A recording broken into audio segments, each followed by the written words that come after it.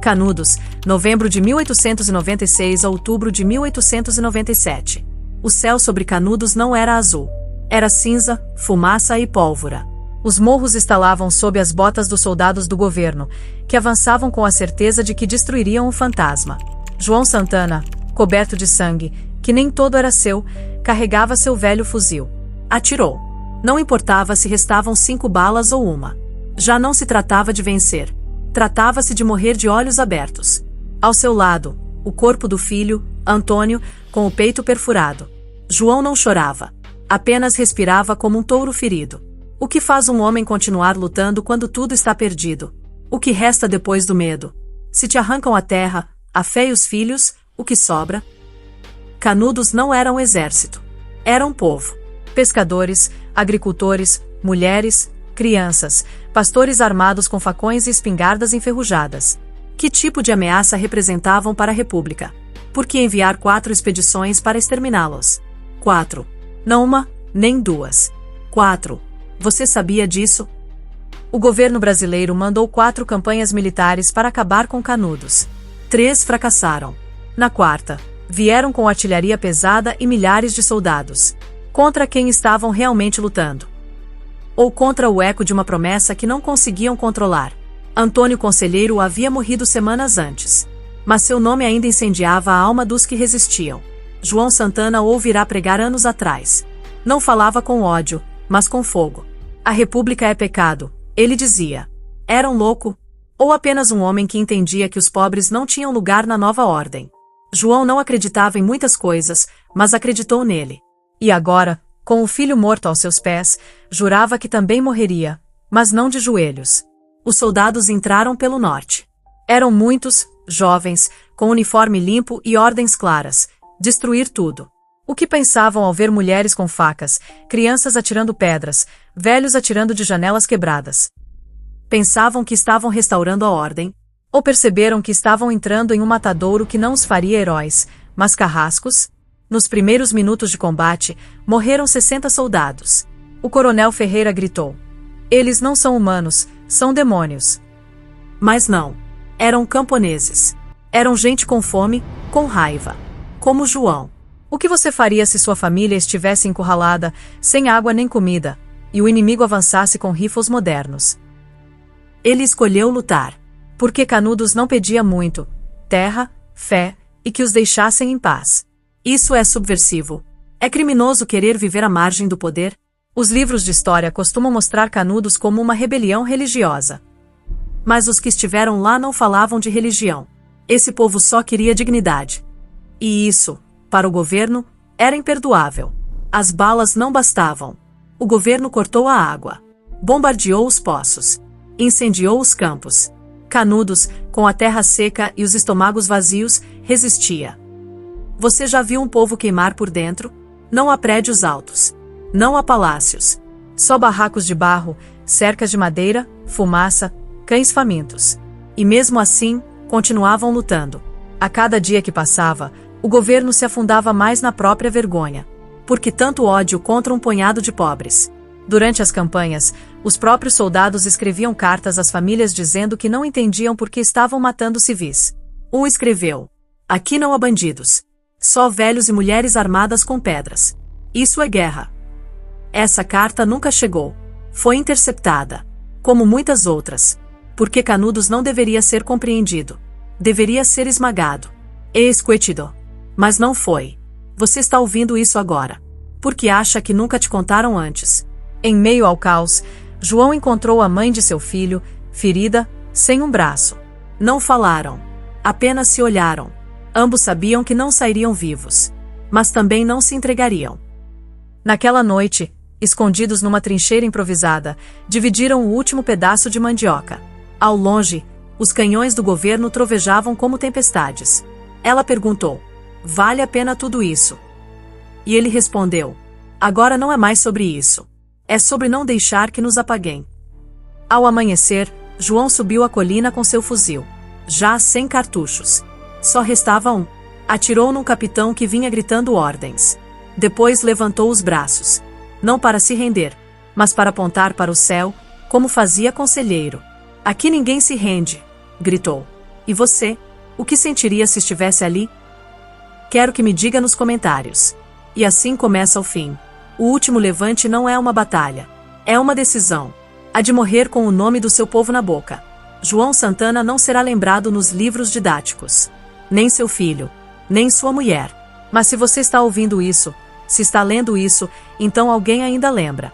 Canudos caiu, sim. Mas não se ajoelhou. E isso, para alguns, vale mais do que vencer. João era apenas um menino quando ouviu pela primeira vez a voz de Antônio Conselheiro. Foi numa praça de terra seca, no interior da Bahia, onde ninguém olhava para o norte nem para o sul, porque só havia um horizonte morto. O beato não gritava, não prometia, não pedia. Falava, com voz lenta, clara, como se as palavras nascessem da própria terra. Disse: a República é um castigo disfarçado de futuro. Ela vem cobrar o que nunca nos deu.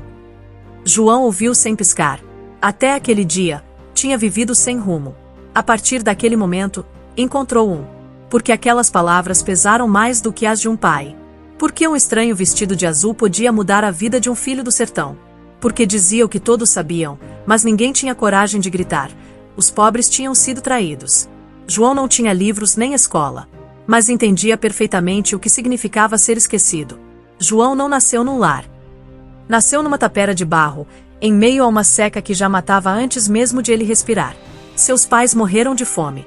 Assim, direto, fome. Não foi doença rara, nem guerra. Foi o simples fato de não ter o que comer. A República, naqueles anos, falava em modernidade, em progresso, em um novo Brasil. Mas onde estava esse novo Brasil para o sertanejo? O único novo eram os impostos, as cobranças, as dívidas forçadas.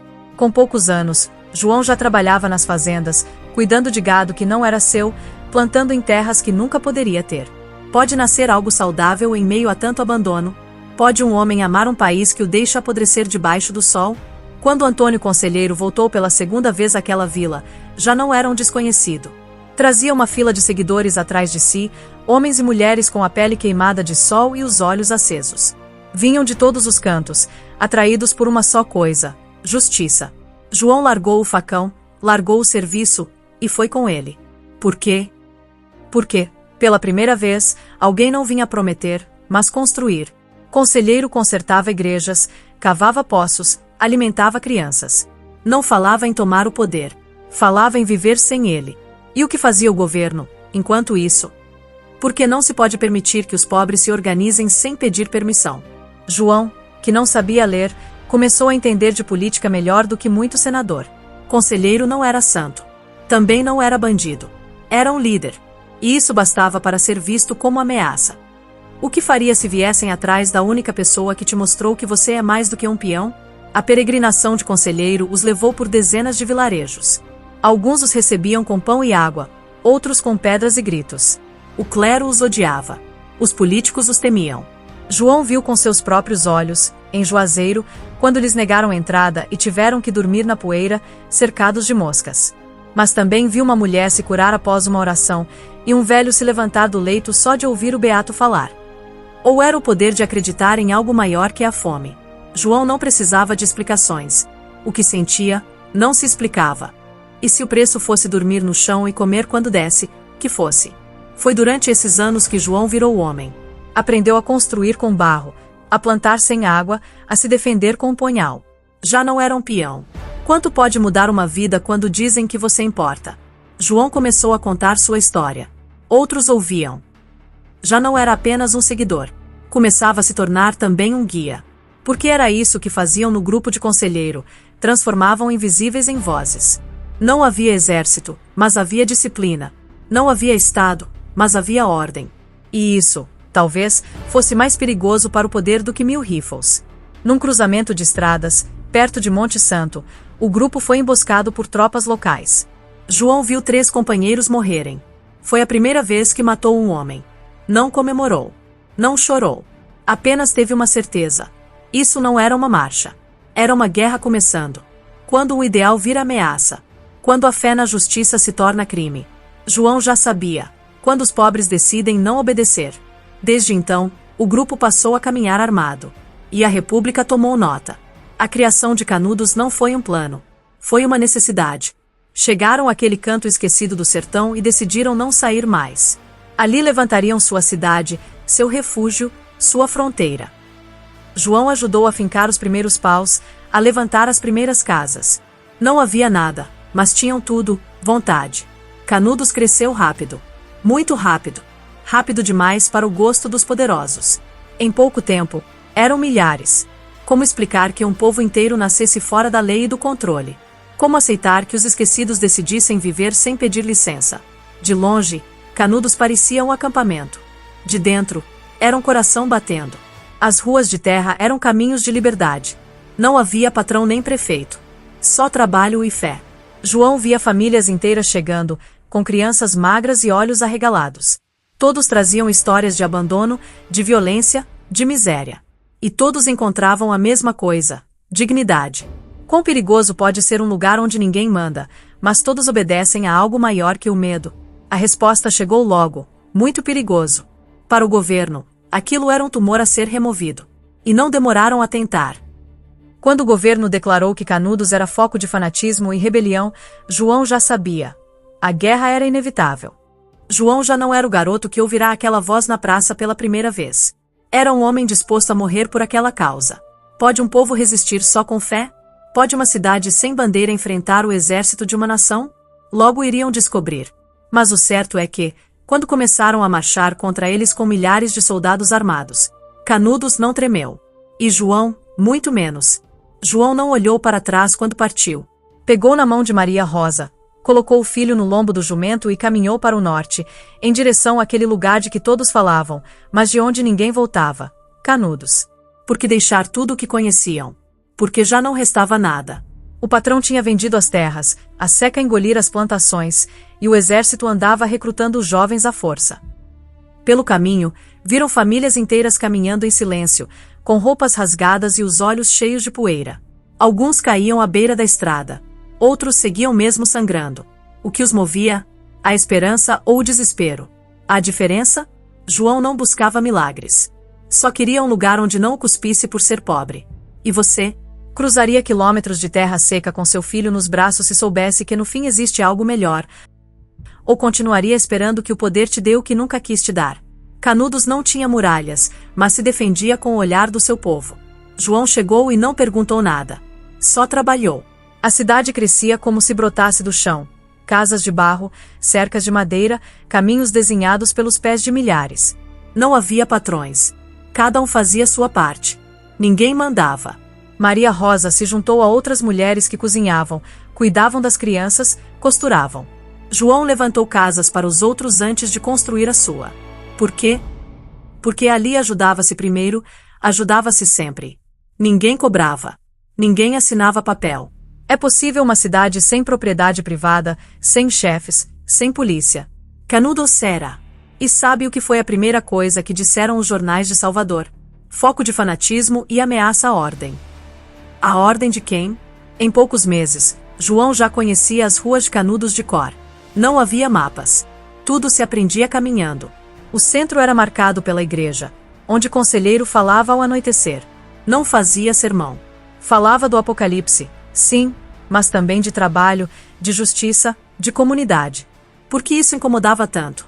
Porque não precisavam de ninguém. Nem do padre oficial, nem do intendente, nem do exército. E o que faz um governo quando um povo mostra que pode viver sem ele? Chama de inimigo. João entendia isso bem. Por isso, quando viu pela primeira vez os homens treinando com paus e facões, soube que a questão não era se iam atacá-los, mas quando. Não tinham armas modernas. Só espingardas velhas, facas, pedras e vontade. Mas treinavam toda semana. Em grupos. Com sinais. Com disciplina.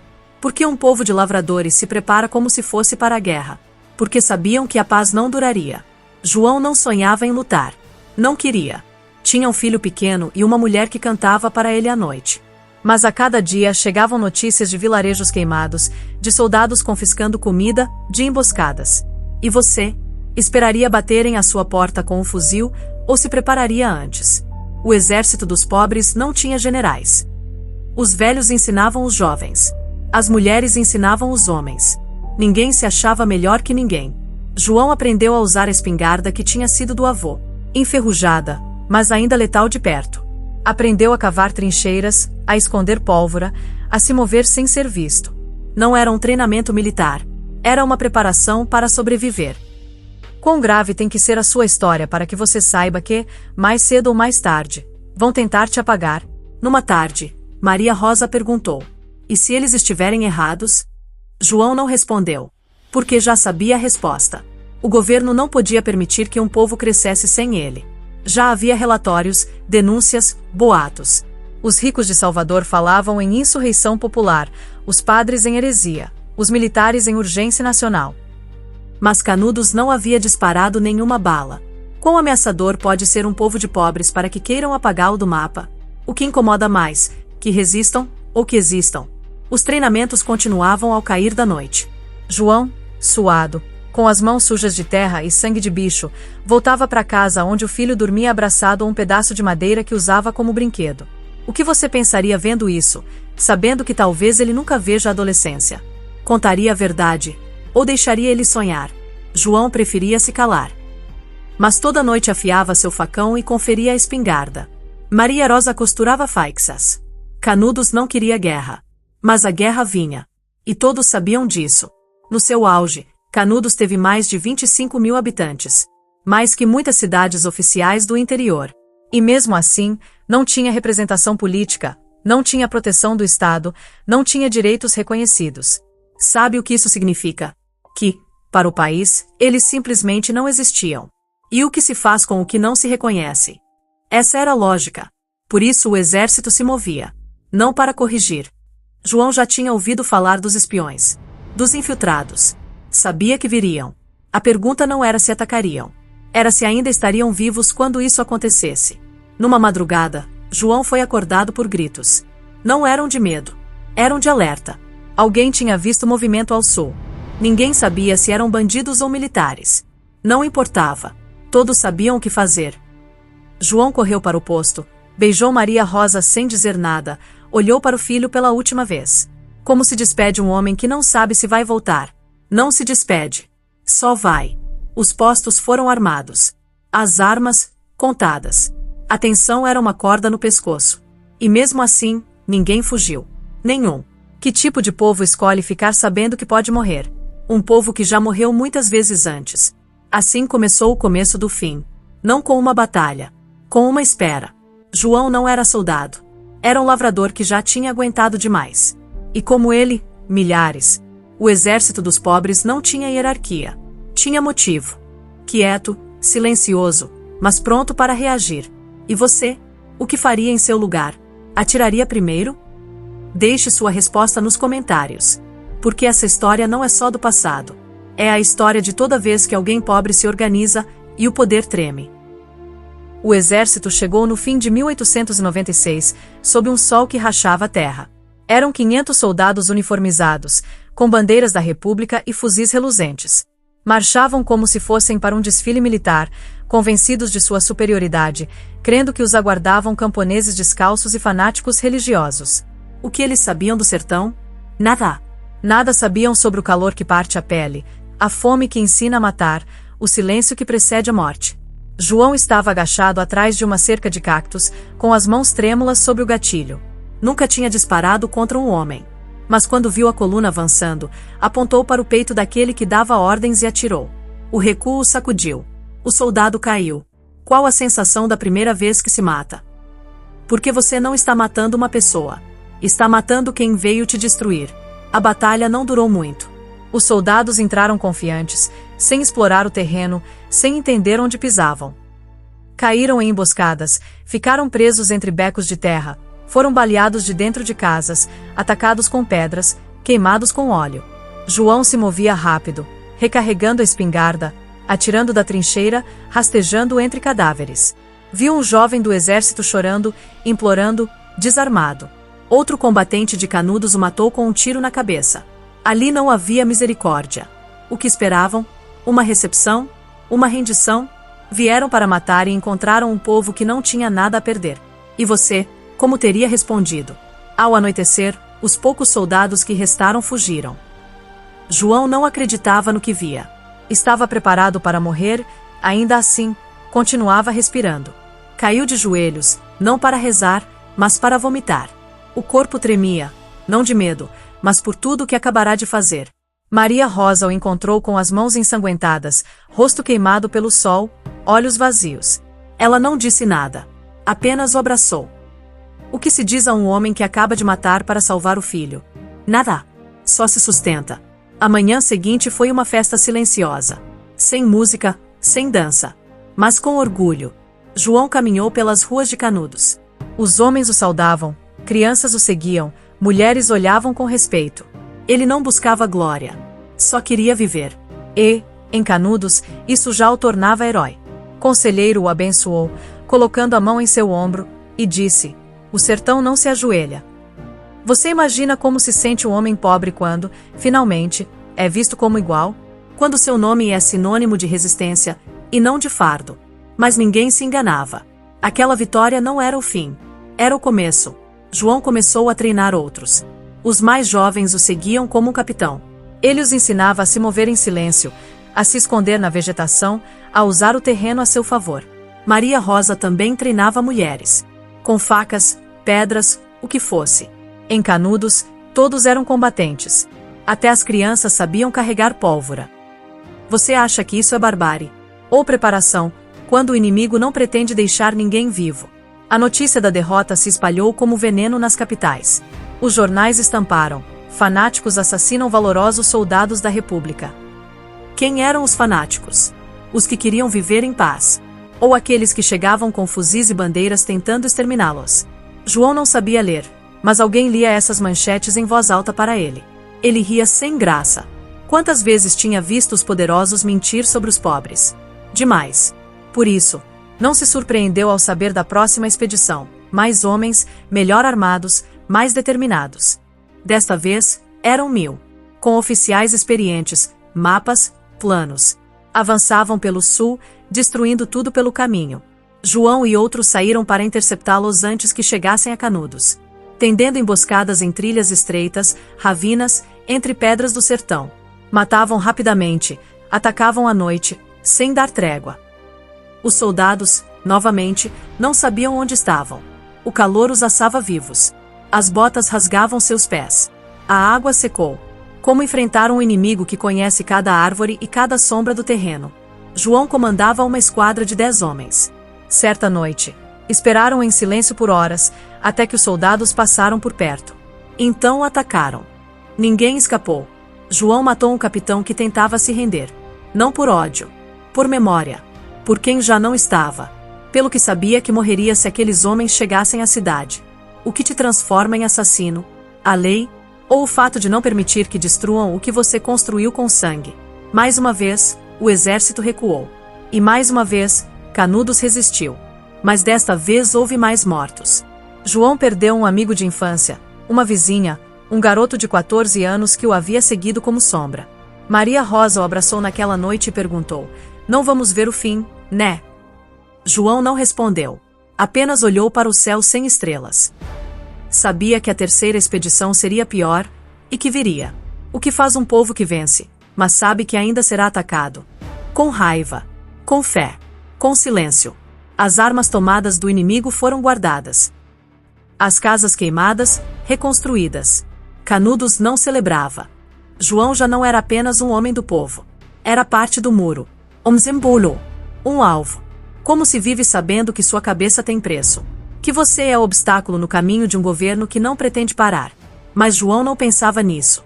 Pensava no filho, em Maria Rosa, na cidade que não existia nos mapas, mas existia na pele de cada homem e mulher que a defendia. E sabia que, acontecesse o que acontecesse, enquanto ele respirasse, Canudos não cairia sem lutar. Pedro Bala caiu com o peito aberto. João viu. Não conseguiu o impedir. Era de manhã, o calor já fazia a pele arder, e a poeira levantava com cada passo no chão duro de Canudos. Os soldados invadiram pela encosta, gritando, atirando.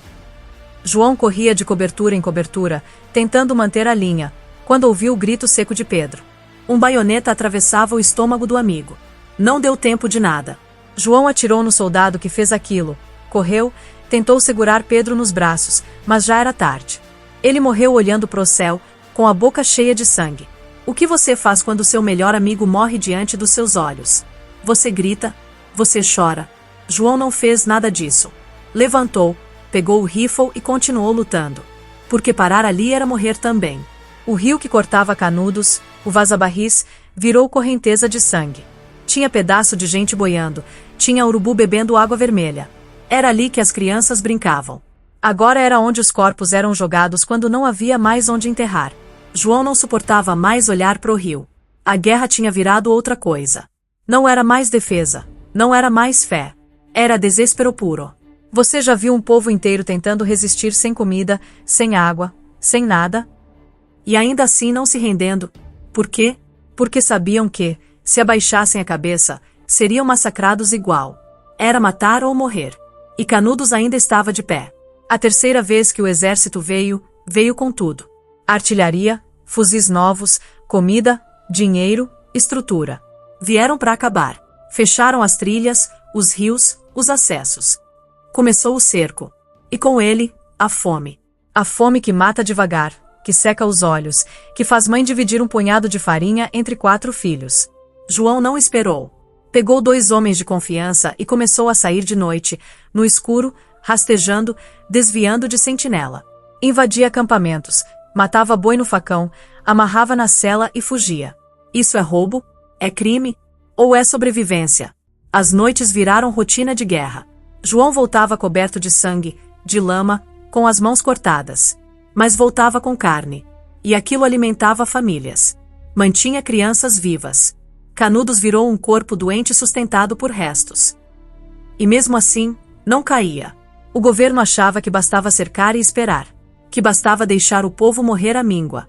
Mas erraram de novo. Porque quem já não tem nada, não teme perder nada. Você já viveu com fome? Já viu alguém comer couro fervido? João viu. E ainda assim, os olhos do povo brilhavam com ódio e fé. Como se cada dia vivo fosse uma vitória. Foi no meio desse inferno que Maria Rosa adoeceu. Começou com uma tosse seca. Depois febre. Depois a pele dela parecia papel. João pensou que era só cansaço. Mas não era. Era doença, era fraqueza, era morte chegando devagar. Não havia médicos. Os poucos que tinham fugido ou estavam mortos. Não havia remédios. Só havia ela deitada no chão, suando, tremendo. E João do lado, impotente. Já tinha matado para manter o povo vivo. Já tinha sangrado por causa de uma ideia. Mas não podia salvar a mulher dele. Isso é justo? Que tipo de guerra é essa que destrói até o amor? Ele tentou tudo. Raspou erva, buscou água longe, ficou noites acordado trocando panos, espantando moscas. Mas ela só piorava. Falava baixo, chamava o nome do filho. Dizia coisas que não faziam sentido. João segurava a mão dela e fingia que ia passar. Mas sabia que não ia. Você já viu alguém morrer devagar, consciente? Já olhou no olho de quem você ama e soube que nada que você fizer vai mudar o fim? João viu. E não desviou o olhar. Ficou até o último suspiro. E quando ela parou de respirar, ele não chorou. Só levantou e foi pegar uma pá. Enterrou Maria Rosa com as próprias mãos. Longe do povoado, debaixo de um pé de juazeiro seco.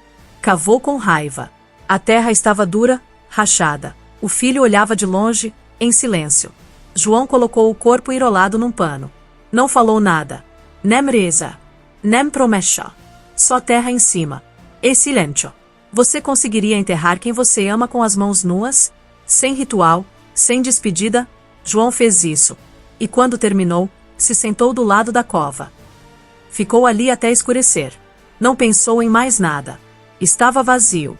Na noite seguinte, voltou a sair. Foi sozinho. Invadiu um curral, matou 2 bois, incendiou o rancho dos soldados e fugiu por um atalho que nem os cabras conheciam. Estava ferido. Mas voltou. Entregou a carne e sumiu. Não quis conversar. Não conseguia mais entrar. Cada parede lembrava ela. O filho agora dormia com a vizinha. João só voltava de dia para ver se ele ainda respirava. E saía de novo. Virou sombra. Você acha que isso é coragem? Não. É desespero. É continuar porque parar é morrer de vez. Os soldados bombardeavam todo dia.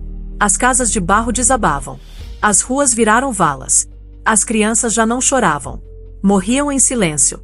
João andava entre os corpos, com olhar morto. Organizou escavações para buscar água. Matava rato para alimentar os velhos. O exército achava que o povo ia pedir arrego. Mas ninguém pedia. Por quê? Porque sabiam o que os esperava se rendessem. Fuzilamento, prisão, humilhação. Canudos era mais que terra. Era teimosia virando resistência. Era morte virando causa. E João era parte disso. Miguel tinha só 12 anos. Era pequeno, magro, o rosto sujo de poeira e a testa queimada do sol. Mas seus olhos não eram de menino. Eram duros. Já tinham visto demais. A mãe morta, o melhor amigo do pai esfaqueado, corpos na rua, casas queimadas. Um dia, sem dizer nada, pegou o facão debaixo da rede e saiu. João o viu indo em direção à frente de batalha. Mandou voltar. Miguel parou, virou o rosto e disse: se eu ficar, eu morro igual. O que um pai faz quando o filho decide lutar? João tentou impedir, tentou. Mas como se segura alguém que já nasceu em guerra? Você deixaria? Miguel não era o único. Vários meninos pegaram arma, pau, faca. Não porque queriam. Porque não havia escolha. Os homens estavam morrendo rápido. Alguém tinha que segurar a linha. João olhava para o filho no meio da trincheira e o coração dele doía, mas não dizia mais nada. Só vigiava de longe. Dava instruções curtas. Mira baixo. Esconde a cabeça. Não corre. Não chorava. Não tremia. Um dia cortou o braço de um soldado que tentava invadir. Outro dia arrastou um velho ferido até o posto. Era criança, mas também era soldado. O que separa um do outro em guerra. A quarta expedição chegou como um monstro. 10.000 homens. Cavalaria, artilharia, munição sem fim. Vieram com sede de sangue e ordem de acabar com Canudos de uma vez. Não queriam negociar. Queriam apagar. João viu as colunas se aproximando pela estrada de barro. Era uma parede de homens. Os canhões começaram a disparar. As casas de barro voavam em pedaços. Criança sendo arrancada dos escombros sem braço, sem perna. O barulho era ensurdecedor. Você já sentiu a terra tremer debaixo dos seus pés por causa de explosão? João sentiu. E não esqueceu nunca mais.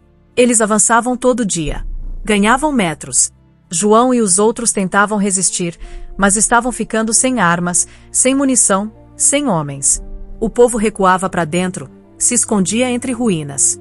As igrejas viravam hospitais. Os mortos eram deixados onde caíam. Não dava mais para enterrar todo mundo. A cada ataque, João procurava Miguel. Às vezes achava, às vezes não. E nessas horas, o pânico batia. Mas nunca dizia. Engolia o medo, e seguia. Você conseguiria lutar sabendo que seu filho pode estar morto em algum canto? João não tinha escolha. Só podia lutar mais. A fome chegou como doença. Primeiro sumiu a carne. Depois o milho. Depois o feijão. Depois tudo. Começaram a comer raiz, folha, lagarta. Gente comendo couro fervido. Criança chupando pedra para fingir que tinha gosto. Miguel emagreceu rápido. Os ossos aparecendo sob a pele. João dividia tudo com ele. Se tivesse um pedaço de mandioca, dava metade. Às vezes não comia nada. Só bebia água suja e ficava em silêncio. O que você faz quando seu filho olha para você com fome e você não tem nada para dar? João olhava de volta. E dizia: a gente não vai cair. Teve um dia em que Miguel desmaiou.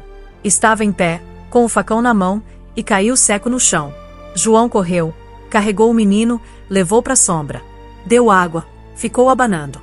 Miguel acordou depois de um tempo, com os olhos perdidos. Queria levantar, voltar para a luta. João segurou ele no chão e disse: agora você descansa. Eu vou. E foi. Matou 2 soldados naquele dia. Rasgou o rosto de um com a baioneta. Voltou coberto de sangue e barro. João ficou ali, sentado ao lado, com o facão sujo no colo, pensando se aquele seria o último dia. Os bombardeios aumentavam. Os canhões destruíam o que restava. As paredes da igreja começaram a cair. A torre desabou. Um padre foi esmagado. João ajudava a erguer barricadas com entulho. Era tudo improvisado. Trincheiras feitas de madeira, pedra, corpo. Sim, corpo. Quando não dava tempo de enterrar, virava escudo. Era isso ou morrer. Miguel voltou a lutar. Fraco, mas com ódio. João via nele o próprio reflexo. Como pode um menino tão novo carregar tanta raiva? O que o Estado fez para transformar criança em assassino? Isso é liberdade. Isso é progresso. Chegou um momento em que não havia mais amanhã. Era só hoje e agora. João e Miguel se olhavam como quem já sabe o destino. Não havia plano. Só resistência. Os dois saíam juntos, lado a lado, facão e rifle, costas cobertas. Um protegia o outro. Um pai e um filho tentando segurar um mundo que desabava. Você já viu um garoto de 12 anos matar um homem e não piscar? João viu. E não esqueceu. Um lugar onde até a infância foi assassinada. Nos últimos dias, as munições acabaram. Os poucos que ainda lutavam usavam pedra, pau, faca. João usava o cabo do rifle quebrado como porrete. Cada ataque era uma despedida. Um vizinho que morria.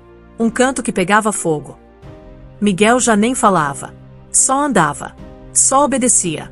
Os olhos dele estavam mortos. João rezava sem voz, só com pensamento. Que o filho aguentasse. Você suportaria isso? Ver seu filho se apagar dia após dia, e ainda assim empurrá-lo para a luta? Antônio Conselheiro morreu. Não foi uma morte rápida, nem silenciosa. Foi lenta, cruel, marcada pela doença e pelo cansaço que tomou conta do corpo dele nos últimos dias. A notícia se espalhou como faca quente cortando a carne. O profeta que guiava aquele povo, que os mantinha firmes contra o exército, tinha caído. O povo que antes se apegava à sua presença agora ficou sem rumo. João sentiu o peso no peito, apertou os dentes e se perguntou: e agora? Se Conselheiro não está mais aqui, quem vai segurar essa luta? Quem vai guiar essa resistência? Agora, só depende da gente. Você já imaginou ser o último pilar de uma cidade inteira? O que faria? A ausência de Conselheiro fez o desespero crescer nas ruas de Canudos. Não tinha mais milagres, só sangue, suor e medo. João sabia que o exército não ia esperar para atacar. Eles viam ali uma chance de destruir tudo. E foi exatamente isso que aconteceu. O cerco, antes tenso, virou massacre. Homens, mulheres e crianças foram mortos sem piedade. Não tinha distinção, não tinha trégua. João segurava um punhal, a única arma que tinha depois de tanta luta, e lutava com a fúria daqueles que não tinham mais nada a perder. Como resistir a um inimigo que não tem limite? João sentia o cheiro da pólvora e da morte misturados no ar quente do sertão. Os tiros ecoavam dentro das ruas estreitas, as vozes dos gritos desapareciam em meio ao caos. Ele viu Miguel, seu filho, correndo ao lado dele, com os olhos cheios de terror e fogo. Em um instante, uma rajada de balas acertou o menino. Miguel caiu, imóvel, no chão empoeirado. O mundo de João parou por um segundo. E mesmo ali, com o coração despedaçado, ele continuou lutando. O que você faria ao ver seu filho cair no meio do fogo cruzado? Pararia ou continuaria? João não parou. Com o punhal nas mãos, ele avançava contra os soldados, um a um, tentando proteger o que restava da sua gente, da sua família, da sua vida. O massacre se espalhava rápido. Não dava para fugir, não dava para se esconder direito. A morte vinha para todos, e o silêncio que se seguia era o fim de qualquer esperança. João sabia que aquele não era o fim da luta, mas sim o fim da guerra como conheciam. E ele não estava disposto a se entregar, nem sequer para a dor que o consumia por dentro. Até onde vai a coragem de um homem? E até onde vai o limite da dor? Quando as forças do exército já tomavam quase toda a cidade, João conseguiu reunir um grupo pequeno, quase sem armas, mas com uma vontade quase sobrenatural de resistir. Eles se esconderam em uma trincheira improvisada, um buraco no meio da ruína. João observava os soldados avançando, ignorando o fogo, a fome, o medo. Sabia que não tinha mais chances de vitória, mas ainda sobrava algo: a raiva, o último recurso. Ele pegou um pouco de combustível que encontraram no povoado, derramou sobre a trincheira e ateou fogo. Você já imaginou queimar seu próprio refúgio para ferir o inimigo? João fez isso. As chamas subiram rápido, engolindo soldados, armas, tudo que tinham ali. Gritos de dor e pânico cortaram a noite do sertão. João viu com os próprios olhos dezenas de homens queimando vivos, correndo desesperados para fugir das labaredas que ele mesmo tinha acendido. Foi um ato de desespero, um inferno antes do silêncio final. Não era mais guerra, era o fim de tudo. Ele sabia que, depois disso, não haveria mais lugar para lutar, não haveria mais amanhã. Você teria a força para fazer isso, para transformar o último ato em uma explosão de fúria. João sentiu o corpo cansar, os olhos arderem de tanta fumaça. Cada grito, cada tiro, cada chama parecia apagar um pedaço da vida dele. Mas ele não desistiu. Ainda havia sangue nas veias, ainda havia fogo no peito. Aquele era seu último fogo, seu último ato antes de se calar para sempre. Sabia que poderia morrer a qualquer momento, que a morte já estava ali, à espreita. Mas preferia isso a se render, a deixar que o exército levasse a última centelha da dignidade do povo de Canudos. Resistir até o fim. Você acha que isso é heroísmo ou loucura? Enquanto as chamas consumiam o que restava da trincheira, João olhou para o céu. O sertão parecia se fechar ao redor dele, uma prisão de poeira e fogo. Pensou em conselheiro, no filho, na esposa. Pensou em tudo que tinham perdido e tudo que tinham lutado para proteger. Um último suspiro passou pela garganta, uma promessa muda. Aqui ninguém se rende. A cidade santa, aquela que desafiou o exército mais poderoso, estava morrendo, mas sua memória não seria esquecida. O que sobra de um sonho quando o sonho é destruído? Naquele momento, João não era mais só um homem. Era o símbolo da resistência, do último grito antes do silêncio absoluto. A cidade que um dia prometeu liberdade estava reduzida a cinzas, mas o espírito do sertão continuava ali, no rosto sujo de João, na determinação dos poucos que ainda respiravam. O massacre não apagou o que eles foram. Pelo contrário, lançou uma sombra enorme sobre o Brasil, um aviso: quem desafiar a injustiça paga caro. E você, já ouviu falar dessa história antes? Sabia da verdadeira dimensão da massacre de Canudos. Agora é sua vez de pensar. Até onde você iria para proteger aquilo que ama? Até onde a esperança resiste diante da morte? João e Canudos são muito mais que uma batalha no passado, são um espelho para nossas escolhas. Resistir até o fim vale a pena? Ou o custo é alto demais? Comente aí. Mas lembre-se, não há glória sem luta. E às vezes, lutar é só sobreviver. Você está preparado para isso? João estava ferido, exausto e amarrado. A captura não foi fácil. Ele lutou até o último segundo, até que a força finalmente o deixou cair. O exército o levou como um prisioneiro qualquer, esperando ver um homem derrotado, quebrado, um mendigo qualquer sem força para reagir. Mas o que encontraram foi diferente. João os olhou com os olhos queimando de ódio e uma dignidade que nem mesmo a derrota poderia apagar. Eles ficaram surpresos. Como um homem que viu a morte de perto, que perdeu tudo, ainda pode encarar o inimigo sem medo. Você já se perguntou o que mantém alguém vivo mesmo quando tudo se vai? Amarrado e escoltado, João sentiu cada passo como um golpe na alma. Mas a raiva dentro dele não diminuía. Era uma chama que nem a prisão poderia apagar. Ele pensava na mulher que enterrara, no filho que morreu nos tiros, no amigo que fora esfaqueado. Pensava em Canudos, em tudo que construíram e em tudo que foi destruído. E se perguntava: para que serviu tudo isso? Para que serve resistir quando o mundo inteiro está contra você? Mas João sabia a resposta. Resistir era tudo que lhes restava. Você já sentiu que só restava lutar, mesmo sem esperança? O caminho até o quartel-general foi longo e cheio de olhares desconfiados. Os soldados cochichavam, uns admirados, outros com medo. Um homem que resistiu tanto, que quase acabou com milhares de soldados, não era um prisioneiro comum. Ele representava uma ameaça viva. João sabia disso, e segurava firme sua fúria, esperando o momento certo de mostrar que Canudos não estava morto, que eles não iriam esquecer. Mas será que essa resistência teria futuro? Será que uma história de derrota pode virar um símbolo de força? No acampamento, os oficiais conversavam entre si, subestimando João. Achavam que a luta já tinha acabado, que o homem no chão era só um resto do que um dia foi um combatente. Mas João os ouviu. Escutou cada desprezo, cada palavra baixa sobre os fanáticos de Canudos. E foi aí que decidiu que sua missão não acabaria preso, não acabaria com a morte do profeta, nem com o fogo na trincheira. Ele sobreviveria para contar tudo. Para mostrar que, mesmo depois da queda, Canudos era mais que terra e fogo, era alma, era sangue, era história. Você acredita que uma história pode sobreviver à destruição total?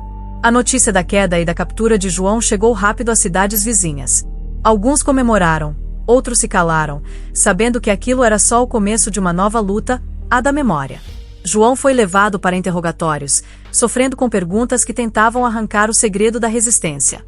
Mas ele sabia que o segredo não era estratégico, era espiritual. Era a fé no direito de existir, a crença na justiça do povo. Ele não revelou nada, porque a força de Canudos estava além das armas. Onde você acha que está a verdadeira força de um povo? Enquanto isso, Canudos não passava de cinzas e silêncio. Mas o que parecia o fim era, na verdade, o começo. João sobreviveu para contar a história de um povo que não se dobrou, que resistiu até o último suspiro. Ele se tornou o símbolo não da vitória, mas da resistência. De que adianta vencer uma batalha se a alma do povo é esmagada? João mostrou que a verdadeira vitória está em nunca se render, em manter viva a memória. O que você faria para manter viva a memória de quem você ama? João começou a viajar pelos vilarejos, contando o que viu, o que sentiu, o que perdeu. Suas palavras incendiavam corações. O sertão ouviu aquela história como um grito, um alerta. Canudos virou um mito, uma lenda de coragem e dor, um exemplo do que acontece quando o poder tenta esmagar os mais fracos. Ele viu jovens, velhos, homens e mulheres se levantando para lembrar, para resistir. A memória virou arma. E você, já usou a memória como força para seguir em frente? Com o tempo, João percebeu que Canudos não era só um lugar no mapa. Era uma ideia, uma chama que ninguém poderia apagar. Ele carregava nas costas o peso da perda, mas também o peso da esperança. A esperança de que, apesar de tudo, a justiça pudesse um dia prevalecer. Que o sangue derramado não fosse em vão. Que outras gerações pudessem lutar com mais força, com mais consciência. Você acredita que o sofrimento pode gerar força? No final da vida, João sentava sob uma árvore seca e olhava para o horizonte do sertão. Ele sabia que não mudaria o mundo sozinho, que a República já tinha vencido a batalha, mas não a guerra dentro dos corações. Ele sabia que sua luta estava gravada no sangue do sertão, e que, enquanto alguém lembrasse, Canudos jamais morreria. Você acha que a resistência vale a pena mesmo quando parece inútil? Hoje, quando falamos de Canudos, falamos de mais do que uma guerra. Falamos de resistência, de coragem, de dignidade contra a opressão. João virou o símbolo, não da vitória fácil, mas da luta que não se entrega. E você, o que faria se fosse João? Lutaria até o fim? Ou desistiria para sobreviver? A resposta está aí, esperando sua voz. Comente, reflita e nunca esqueça. Resistência não é só lutar, é manter viva a chama, mesmo quando tudo parece perdido.